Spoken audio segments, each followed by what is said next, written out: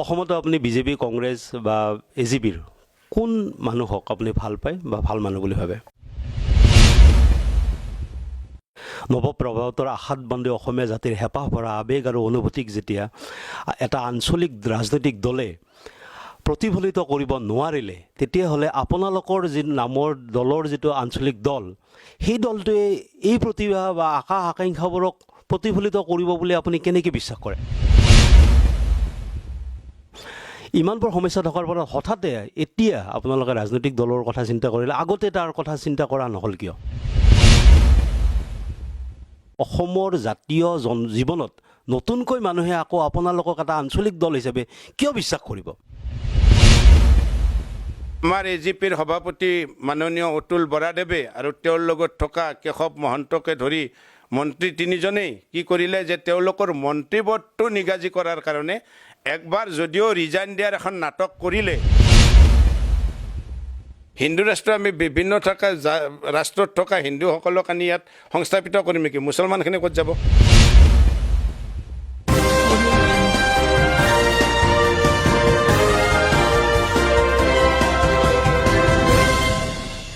ই প্ৰেমৰ সকলো দৰ্শকক মই স্বাগতম জনাইছোঁ আজি আলোচনাৰ বাবে মোৰ সৈতে আছে অসম জাতীয় পৰিষদৰ মুখ্য আহ্বায়ক নলবাৰী জিলাৰ নগেন ডেকা ডাঙৰীয়া আমি তেখেতৰ সৈতে কিছু আলোচনা কৰিম প্ৰথমে মই তেখেতক আমাৰ অনুষ্ঠানলৈকে স্বাগতম জনাইছোঁ ধন্যবাদ নমস্কাৰ দাদা মই ব্যক্তিগতভাৱে বিশ্বাস কৰোঁ যে প্ৰত্যেকটো দলৰ একোজন সৎ মানুহ ভাল মানুহ প্ৰত্যেকটো দলতেই থাকে ই কংগ্ৰেছেই হওক বিজেপিয়ে হওক বা এজিপিয়ে হওক বা অইন কিবা দলেই হওক অসমতো আপুনি বিজেপি কংগ্ৰেছ বা এজিপিৰ কোন মানুহক আপুনি ভাল পায় বা ভাল মানুহ বুলি ভাবে মই ভাল মানুহ হিচাপে আমাৰ সদৌ অসম ছাত্ৰ সন্থাৰ উপদেষ্টা আমাৰ সমুজ্জ্বল ভট্টকে মই অতি আপোন বুলি ভাবোঁ আৰু ভাল বুলি ভাবোঁ তেওঁ আদৰ্শগতভাৱে যুঁজি আছে দেশখনৰ কাৰণে ৰাজ্যখনৰ কাৰণে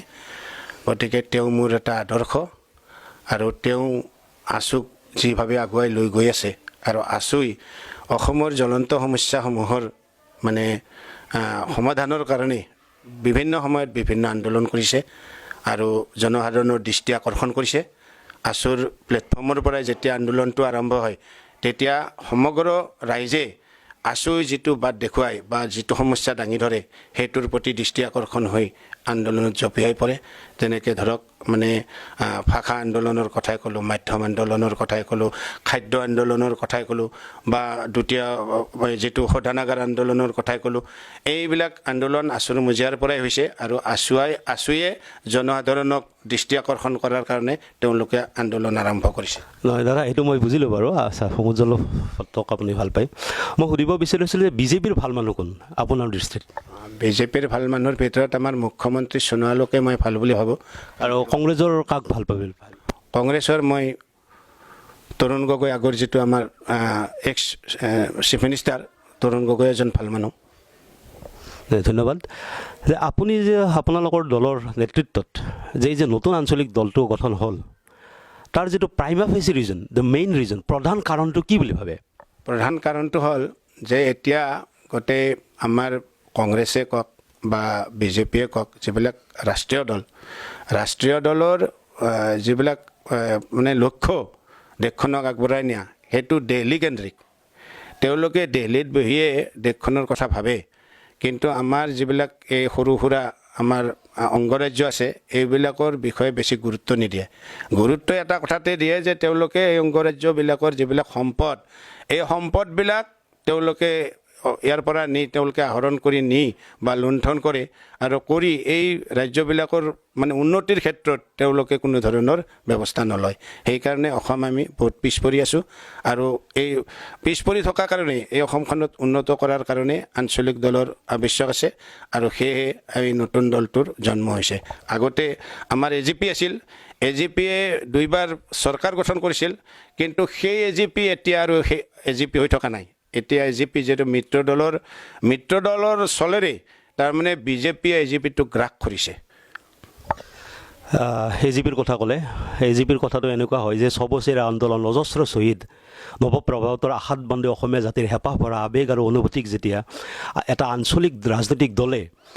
প্ৰতিফলিত কৰিব নোৱাৰিলে তেতিয়াহ'লে আপোনালোকৰ যি নামৰ দলৰ যিটো আঞ্চলিক দল সেই দলটোৱে এই প্ৰতিভা বা আশা আকাংক্ষাবোৰক প্ৰতিফলিত কৰিব বুলি আপুনি কেনেকৈ বিশ্বাস কৰে? বিশ্বাসটো কৰিবই লাগিব। আমি কাৰোবাক নহয় কাৰোবাক বিশ্বাস ৰাখিবই লাগিব কাৰোবাৰ ওপৰত। কাৰণ কিয় যে সকলো মানুহ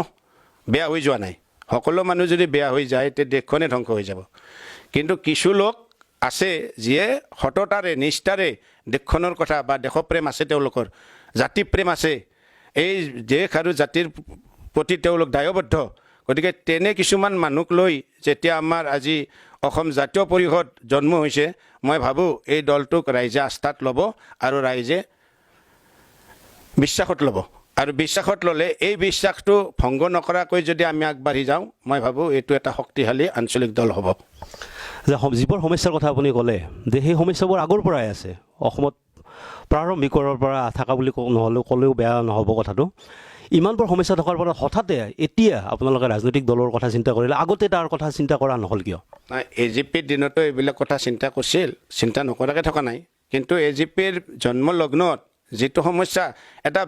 বিৰাট সমস্যাৰ ওপৰত AGPৰ জন্ম হৈছিল। কাৰণ তেতিয়া বিদেশী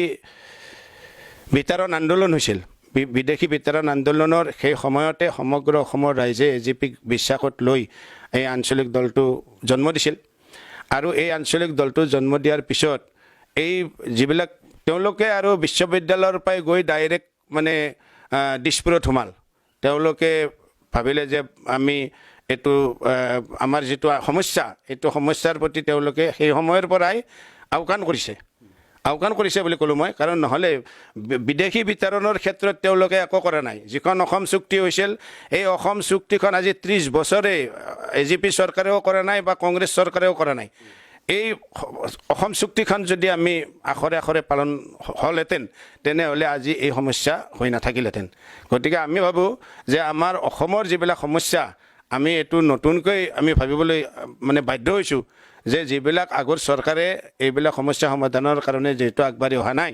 আমি এই সমস্যাবোৰ একেদিনেই নহ'ব। এইটো আমাৰ সমস্যাবিলাক কিছু মানে হ্ৰস্বম্যাদী আছে, কিছু দীৰ্ঘম্যাদী আছে।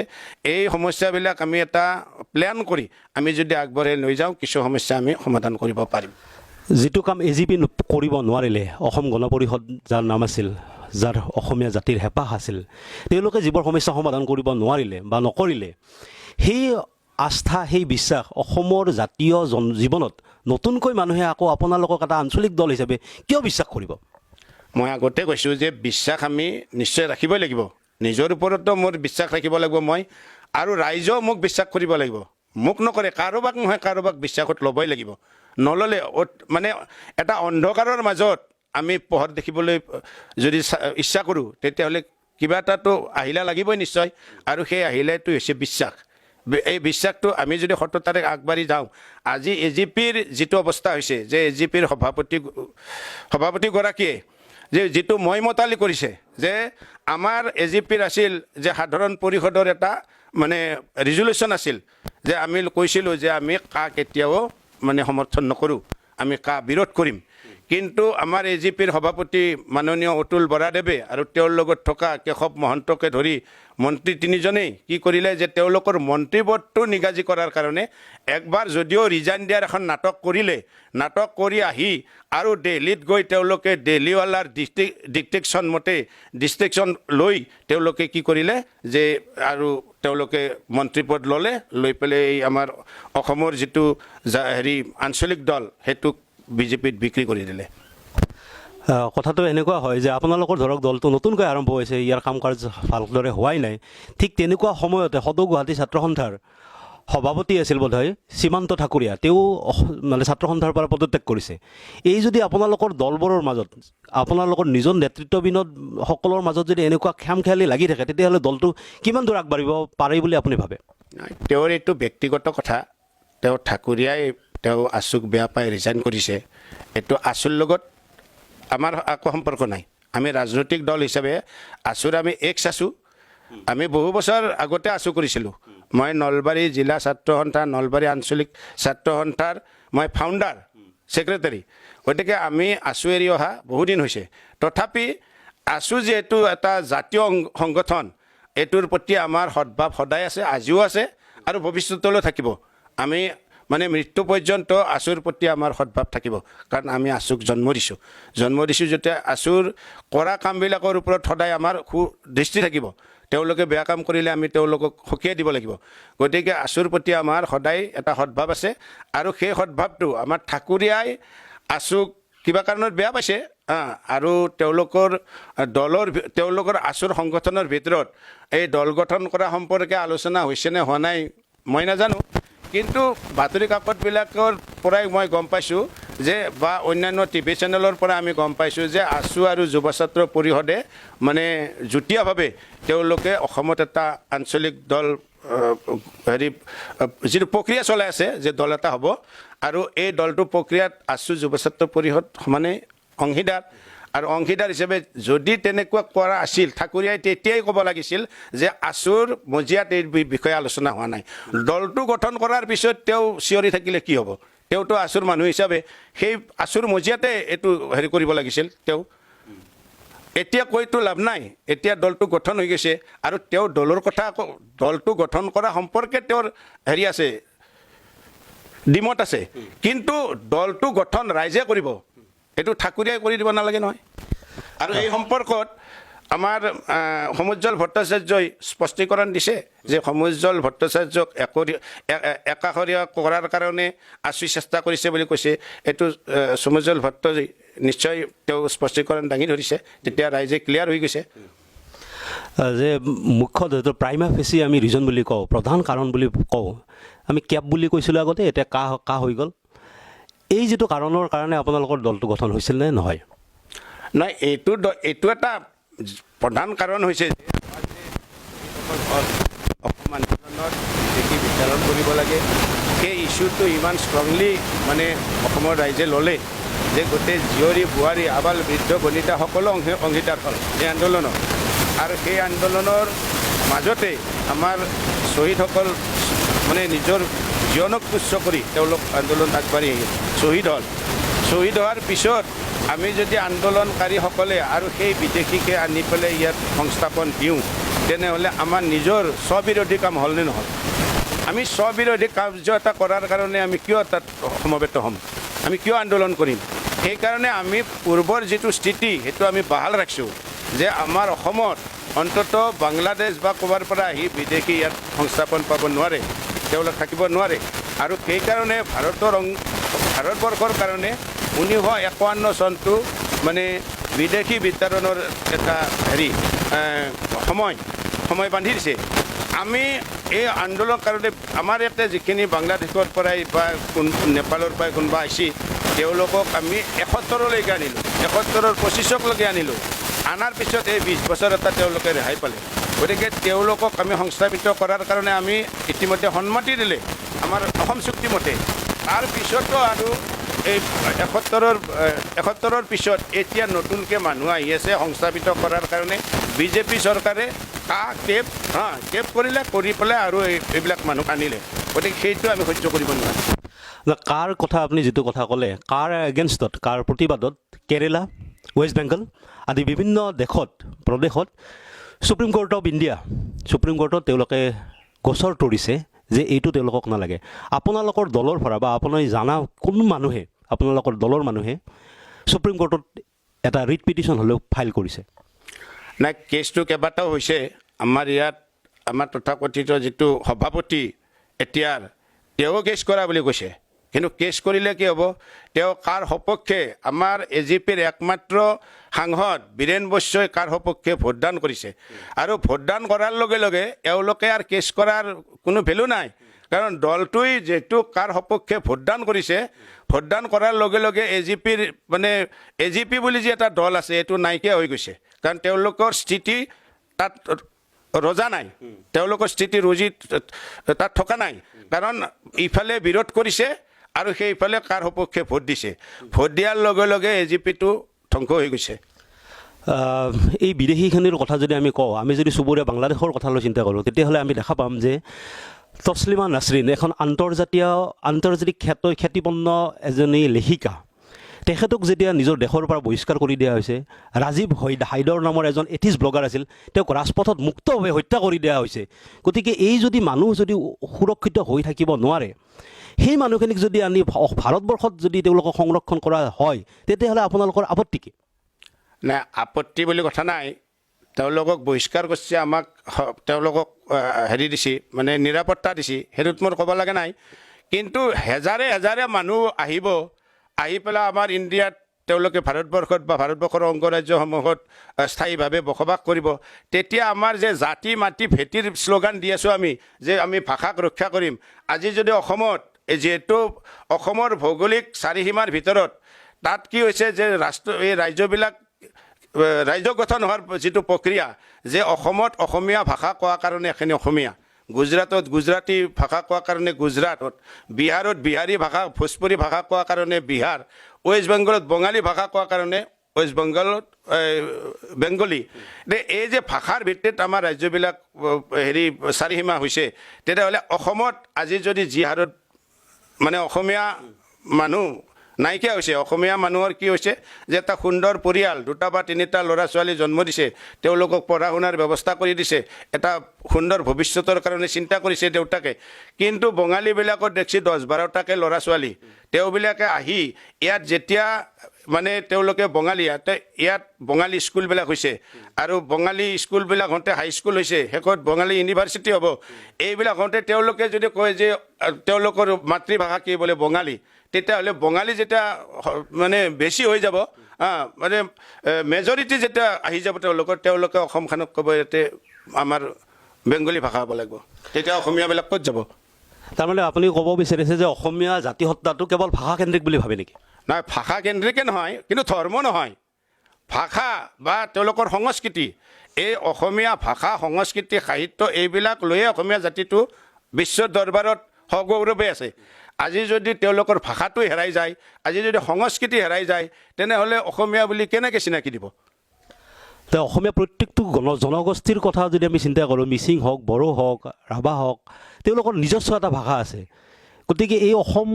অসমৰ যিমান থলুৱা মানুহ আছে, তেওঁলোকক একত্ৰিত কৰাৰ কাৰণে আপোনালোকে কি ব্যৱস্থা কৰিছে? এইটো তেওঁলোকৰ নিজস্ব ভাষা থাকিবই লাগিব, কাৰণ জাতি উপজাতিবিলাকৰ তেওঁলোকৰ নিজস্ব ভাষা আছে। এই নিজস্ব ভাষাত তেওঁলোকে প্ৰাইমেৰী লেভেলত বা মিডিল স্কুল লেভেলত তেওঁলোকে পঢ়া শুনা কৰিব বা তেওঁলোকৰ সংস্কৃতি জীয়াই ৰাখিব, আৰু গোটেইবিলাক জাতি উপজাতিৰ লগ লাগি বৃহত্তৰ অসমীয়া সমাজ হ'ব। অসমীয়া সমাজৰ কাৰণে তেওঁলোকে নিশ্চয় অৰিহণা যোগায়। আপুনি বঙালী সম্প্ৰদায়ৰ কথা কৈছে। আমি যদি চাওঁ যে হিমা বিশ্বাস হওক বা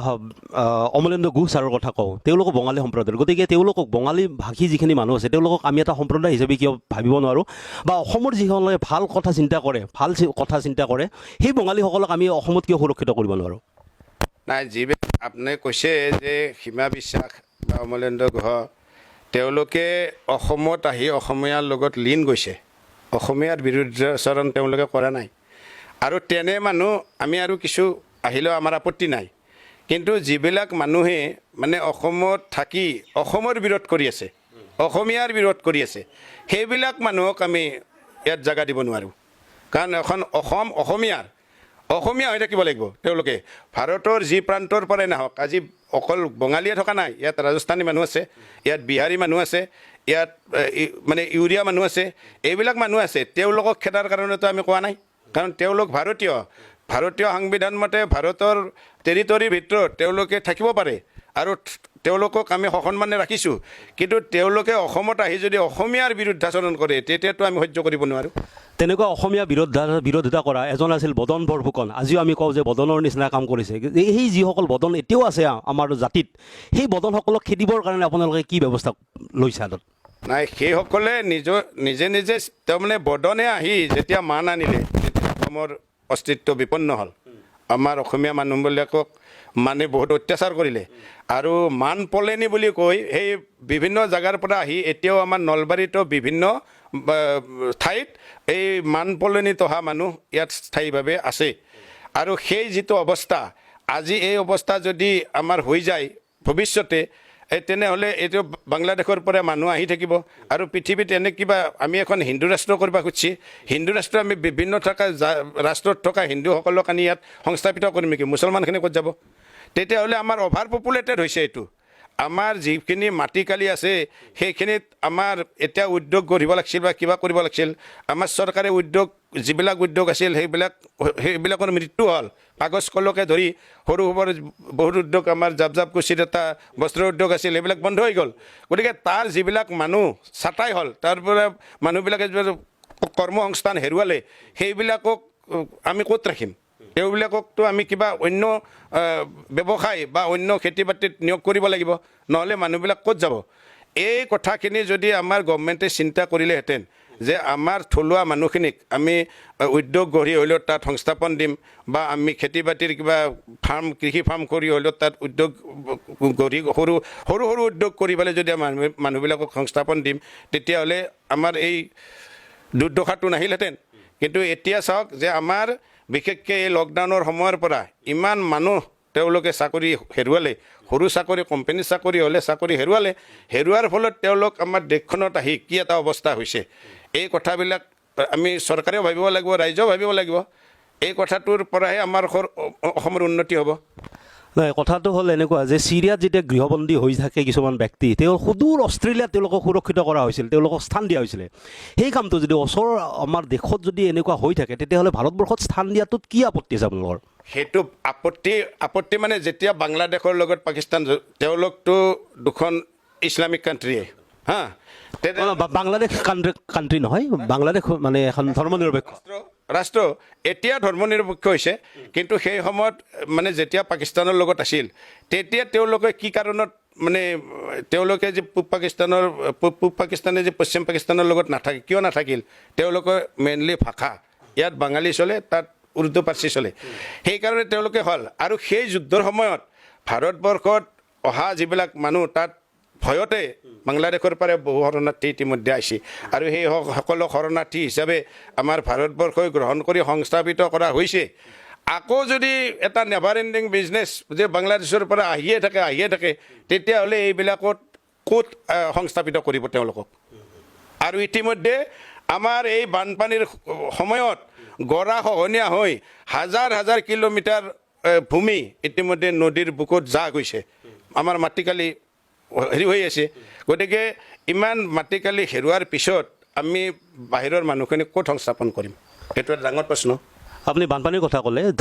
ধৰি লোৱা হ'ল যে আপোনালোকৰ দলটো চৰকাৰলৈ আহিল বা চৰকাৰ গঠন কৰিলে এই বানপানীৰ যিটো সমস্যা আছে সেইটোক আপোনালোকে কেনেকৈ সমাধান কৰিব এইটো সমস্যাৰ কাৰণে মই কৈছোঁ যে হ্ৰস্বম্যাদী আৰু দীৰ্ঘম্যাদী কিছুমান আমি আঁচনি ল'ব লাগিব আৰু বানপানীটো ক'ৰ পৰা হৈছে আমি যিটো এতিয়া কৈ আছে যে নিপকৈ পানী এৰি দিলে হ'ল সিফালে বানপানী ইফালে ভূটানৰ পৰা পানী এৰি দিলে নামনি দল এইটো আমি সেই চৰকাৰৰ লগত আমাৰ চৰকাৰে আলোচনা কৰিব লাগিব যে আপোনালোকে এই পানীটো এৰি দিলে পানীটো একেলগে যে এৰি দিলে লাহে এৰি দিলেতো এই সমস্যা নহ'লহেঁতেন একেলগে চব চুইচ গেট খুলি দিলে হৰে পানী আহিল তেতিয়া বানপানী হ'ল কিন্তু যদি লিমিটেশ্যন ৰাখি যদি তেওঁলোকে বানপানীৰ তাৰমানে চুইচ গেট কমকৈ এৰি দিলেহেঁতেন তেতিয়াহ'লে এই সমস্যাটো নহ'লহেঁতেন এইটো ভাৰত চৰকাৰৰ এটা কৰণীয় কৰ্তব্য আছিল যে এই ভূটানৰ লগত আলোচনা কৰক বা এই অৰুণাচলৰ হেৰিত নিপকৰ য'ত হেৰি আছে তাত আলোচনা কৰক কিন্তু আলোচনা নাই একো নাই একদিন আগত ক'লাক কালি পানী এৰি দিব দিলে হৰে পানী এৰি তে মানুহবিলাকতো সাজু হৈ থাকিব লাগিব নহয় এইবিলাক মানে নকৰাৰ কাৰণে আমি কিছুমান সমস্যা নিজে সৃষ্টি কৰি লৈছোঁ সৃষ্টি কৰি লোৱা সমস্যাখিনি যদি সমাধান কৰিব পাৰিলোঁ হয় তেতিয়াহ'লেও বহুত আগবাঢ়ি যাব পাৰিলোঁ হয় এতিয়া ধৰা হ'ল আপোনালোকৰ দলে কোৱা অনুসৰি যে অসমত বহুত বিদেশী আছে আপোনালোকৰ চৰকাৰ হ'ল আৰু অসমত ইমানখিনি বিদেশী আছে বুলি আপোনালোকে গম পালে সেই বিদেশীসকলক বিতৰণ কৰাৰ কাৰণে আপোনালোকে কি ব্যৱস্থা কৰিব নাই বিদেশী আমাৰ ভাৰতীয় জনতা পাৰ্টীয়েও কৈছে কাৰণ প্ৰধানমন্ত্ৰী যোৱা ইলেকশ্যনটোৰ সময়ত খানাপাৰাত আহিয়ে কৈছে যে ইয়াত যিবিলাক বিদেশী আছে ইমান তাৰিখৰ ভিতৰত তাৰিখটো মোৰ মনত নাই পাহৰিলোঁ এই ইমান তাৰিখৰ ভিতৰত সকলো বিদেশী তালি টোপোলা বান্ধি তেওঁলোক যাব লাগিব তেওঁ কি অৰ্থত ক'লে তাৰমানে বিদেশী আছে বুলি তেওঁ মানি লৈছে সেইকাৰণে তালি টোপলি বান্ধি যাব লাগিব আচ্ছা তেওঁ যে ক'লে যে কংগ্ৰেছৰ দিনত নহয় আগতে সংবিধানতো আছে যিবিলাক আমাৰ ইয়াতে শৰণাৰ্থী আছে তেওঁলোকক সংস্থাপিত কৰিব লাগে বুলি এতিয়া কেৱৰ সমৰ্থনত কৈছে আচ্ছা তেতিয়া আমাৰ যেতিয়া অসমত আহি তেওঁ তালি টোপালি বান্ধি পেলাই যাব লাগিব বুলি কৈছিল সেইটো পঢ়া নাছিল নেকি তেওঁ সেইটোৰ বিষয়ে অজ্ঞ আছিল নেকি যে ভাৰতীয় সংবিধানত এই যিবিলাক বাহিৰৰ পৰা আহিছি শৰণাৰ্থী সেইবিলাকক সংস্থাপন কৰাৰ কাৰণে সংবিধানত লেখা আছে বুলি যি এতিয়া ক'লাক তেওঁ ইলেকশ্যনৰ সময়ত আহি তালি টোপোলা বান্ধি পেলাই যাব লাগিব বুলি কোৱাৰ আগত এইটো পঢ়া নাছিল নেকি তেওঁ নিশ্চয় পঢ়া শুনা কৰি আছিল আৰু এইটো অসমীয়া মানুহক আভুৱা ভৰাৰ কাৰণে অসমীয়া মানুহ যিহেতু বিদেশী বিতৰণ কৰা আন্দোলনত মানে প্ৰাণ আহুতি দিয়া মানুহবিলাকৰ স্মৃতি ৰক্ষা কৰি এতিয়াও তাত অটল আছে সেই কথাটোকে মানে তেওঁ হেৰি কৰাৰ কাৰণে যে মানুহবিলাকক অলপ মানে মই এটা পৰিৱৰ্তনৰ কথা ক'লে মানুহবিলাক হেৰি হ'ব সেইকাৰণে এইটো কথা কৈ মানুহবিলাক অসমীয়া মানুহক আভুৱা ভৰিছে মই ক'লোঁ যে ধৰক বিজেপিয়ে কৰিব নোৱাৰিলে বিজেপি বিদেশী যিখিনি আছে তেওঁলোকক বিতৰণ কৰিব নোৱাৰিলে আপোনালোকৰ যদি চৰকাৰ হয় আপোনালোকে কেনেকৈ কৰিব আপোনালোকৰ কি কাৰ্যপন্থা আছে কি প্ৰক্ৰিয়া আছে যে যাৰ পৰা আপোনালোকে বিদেশীখনক খেদিব পাৰিব না বিদেশী খেদিবতো আমি নোৱাৰোঁ এইটো চেণ্ট্ৰেলৰ বিষয় আমি এইটো কথাই কৈছোঁ যে যিটো চেণ্ট্ৰেলত যিটো চৰকাৰ হয় আজি কংগ্ৰেছ চৰকাৰ হ'লে কংগ্ৰেছ চৰকাৰে কৈছে কংগ্ৰেছ চৰকাৰৰ দিনত মুছলিম মানুহখিনি আনিছে সংস্থাপিত কৰিছে কাৰণ সেইটো হৈছে ভোট বেংক কৰিছে আজি এতিয়া ভাৰতীয় জনতা পাৰ্টি বিজেপি আহিছে তেওঁলোকে হিন্দু শৰণাৰ্থী বুলি কয় হিন্দুবিলাকক সংস্থাপিত কৰিছে গতিকে আফটাৰ অল দুটাই বঙালী তেওঁলোকৰ ভাষা কিন্তু দুটাৰে বঙালী ভাষা গতিকে বঙালী ভাষীসকল যেতিয়া আহি ইয়াতে হ'ব ইয়াত সংস্থাপিত হ'ব তেওঁলোকে এদিন ক'ব যে যেতিয়া আমাৰ মানে হেৰি হ'ব মানে ভাষাৰ ভিত্তিত যেতিয়া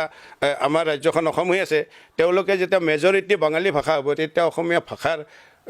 অসমীয়া ভাষাটো হেৰাই যাব আৰু ৰাজ্যখন বেংগলী ভাষাৰো হেৰি হ'ব যদি নাগৰিকত্ব বা চিটিজেনশ্বিপটো যদি এজন ৰাষ্ট্ৰীয় কথা হয় বা চেণ্ট্ৰেল ইছ্যু হয় তেতিয়াহ'লে এটা স্থানীয় দল অসমৰ দল এটাই এই ইছ্যুটো কেনেকৈ সমাধান কৰিব স্থানীয় দল বুলি আপোনালোকে কিয় ভাবিছে স্থানীয় দল হৈ আঞ্চলিক দল হৈ কিন্তু আঞ্চলিক দলটোৱে যদি এটা নীতিগত কথা কয় এটা যদি মানে সমূহীয়া স্বাৰ্থৰ কথা কয় তেতিয়াহ'লে এইটো মানে ৰাষ্ট্ৰীয় দলবিলাকে মানি নচলিব বুলি কিয় ভাবিছে মানিবলৈ বাধ্য কাৰণ আমি এটা জেনুইন কথা ক'ম এই জেনুইন কথাটো তেওঁলোকে মানিবলৈ বাধ্য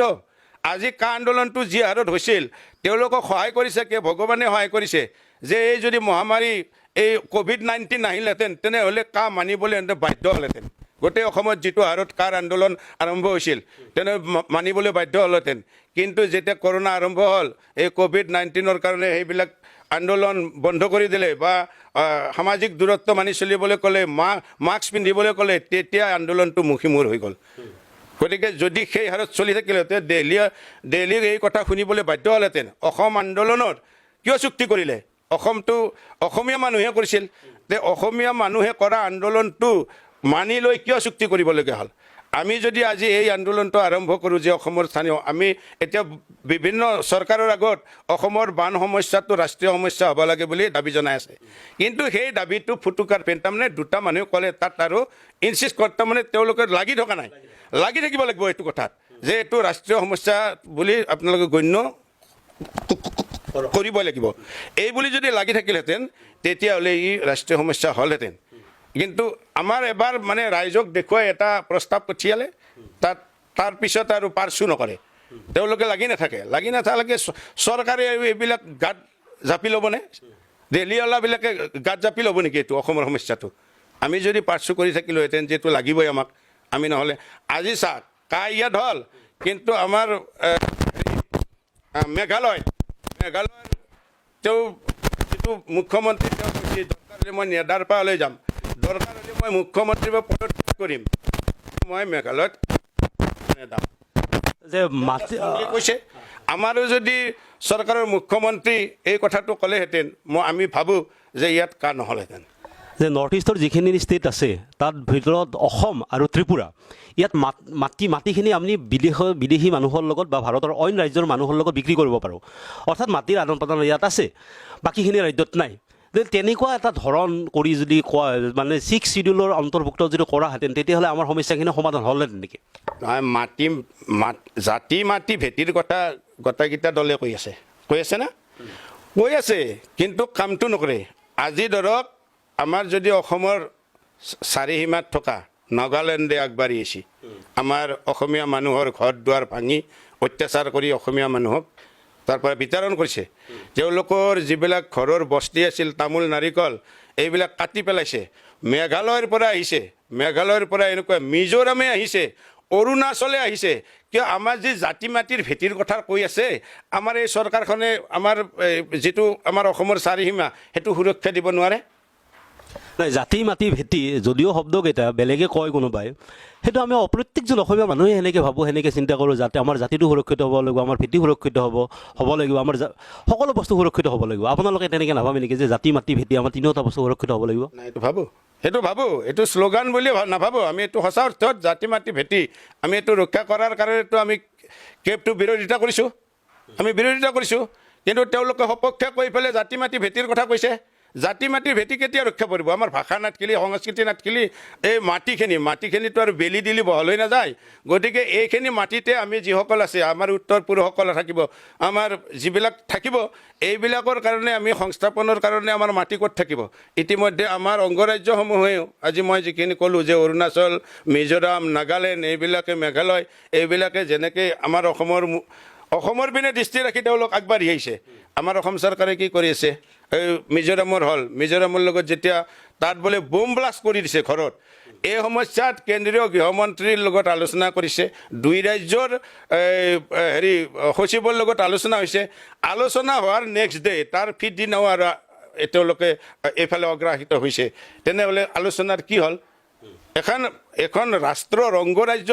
অংগৰাজ্য দুটাকে যদি ঠিক কৰি ৰাখিব নোৱাৰে তেওঁলোকে চেণ্ট্ৰেলত তেওঁলোকে কেনেকৈ পাৰিব ইতিমধ্যে চীনে আহি অৰুণাচলৰ সীমাত বোলে মানুহ বাহৰ পাতি আছে এইবিলাক কথা পেপাৰে লিখি আছে আমিতো আৰু চাব যোৱা নাই কিন্তু ইণ্ডিয়াৰ দৰে ভাৰতবৰ্ষৰ দৰে এখন শক্তিশালী ৰাষ্ট্ৰৰ চোৰাংচোৱা বিভাগে নিশ্চয় সেইটো দেখি আছে বা তেওঁলোকে তাৰ পৰা তথ্য সংগ্ৰহ কৰি আছে আমাৰ কৈছে যে আমাৰ একেবাৰে বহি ৰাষ্ট্ৰৰ লগত আমাৰ সম্পৰ্ক সুন্দৰ হৈছে ক'ত সুন্দৰ হৈছে পাকিস্তানৰ লগত সুন্দৰ নাই সিংহলৰ শ্ৰীলংকাৰ লগত সুন্দৰ নাই বাংলাদেশৰ লগত সুন্দৰ নাই কাৰ লগত সুন্দৰ আছে চীনৰ লগত আমাৰ ভাল নাই তে আমাৰ চাৰিসীমাত থকা আটাইবোৰ ৰাষ্ট্ৰই আমাৰ শত্ৰু ৰাষ্ট্ৰৰ দৰে হৈ পৰিছে তেনেহ'লে কি সম্পৰ্ক ৰক্ষা কৰিছে কি কূটনৈতিক উন্নতি হৈছে আমাৰ অসমৰ ধৰক বা ভাৰতবৰ্ষৰ হওক যদি প্ৰধান দুটা তিনিটা সমস্যাৰ কথা চিন্তা কৰা হয় তেতিয়া আপুনি কি বুলি ভাবিব জাষ্ট নামকেইটা ক'লে হ'ব নাই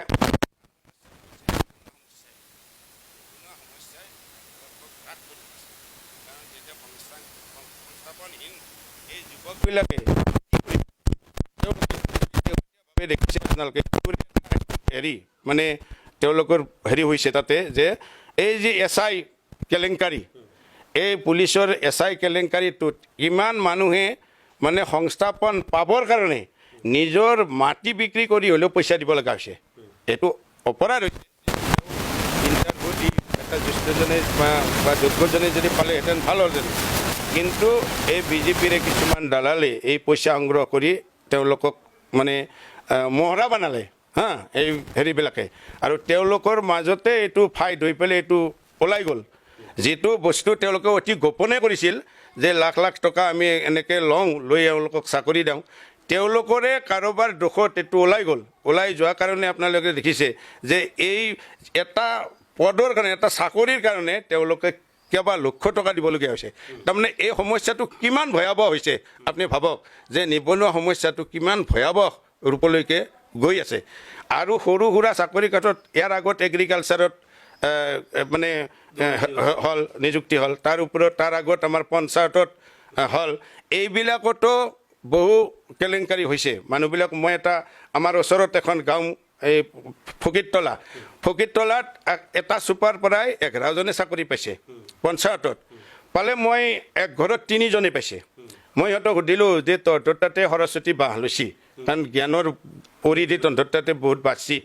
বোৱাকে পাইছি দেওৰাকে পাইছি নন্দাকে পাইছি 3টাই পাইছি পাওঁতে মোক পিছত কৈছি বোলে দাদা জ্ঞান আমাৰ হোৱা নাই 8 লাখে 24 লাখ টকা দিছোঁ দিয়াৰ কাৰণে এই বিজেপিৰ হিন্দু চৰকাৰত আমাৰ মুছলমানৰ চাকৰি নহয় বুলি জানি পেলাই কিনি লৈছোঁ 8 লাখে দি পেলাই এই 24 লাখত এইটো আমি 3টা চাকৰি পাইছোঁ আৰু তাতে 11জনে পাইছে আমাৰ হিন্দু মানুহ ক'ত পাইছে দুই এটা বিজেপিৰ যিবিলাক কৰ্মকৰ্তা সিহঁতৰ মানুহে পাইছে বাকী মানুহ কোনো পোৱা নাই ইয়াৰ বিৰুদ্ধে আপোনালোকে কিবা ব্যৱস্থা কৰিছে নেকি যে আপুনি মোক যিখিনি কথা ক'লে যে